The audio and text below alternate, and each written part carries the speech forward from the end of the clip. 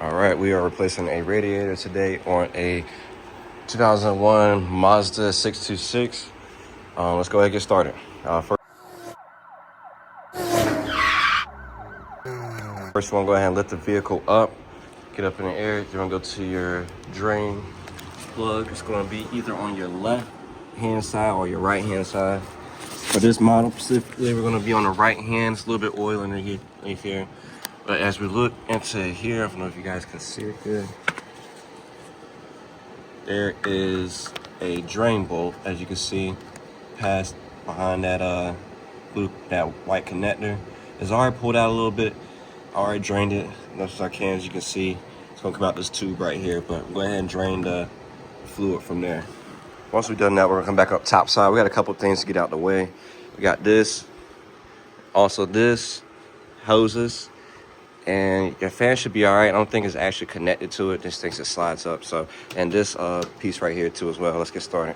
All right, the mountain bracket is gonna be a 14. The 10 that's holding it down, what are gonna be, the things that's holding it down is gonna be 10s. That's gonna be included in this side too as well. 14 for the mountain bracket, 10 millimeters for this reservoir. It's gonna be another one on the back side. Once you pull it on, get it out the way, pull it out the way and put it in the corner. We're not gonna need it at the moment right now. All right, once you remove the top hose over here, it's gonna be a bottom one at the very right-hand corner. Let's go ahead and pull that off. Be careful because it still might have some fluid in there too. The fan does come out with it.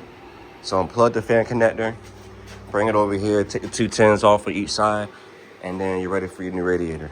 All right, before you slide this radiator in, go ahead and connect that bottom hose on the driver's side, and then work your way in from the passenger side. It's gonna drop down when it's getting a good position. And then let's go ahead and start doing reverse processes, everything. So tighten those hoses up, and then we're gonna go ahead and get these back mounted, and then start filling up.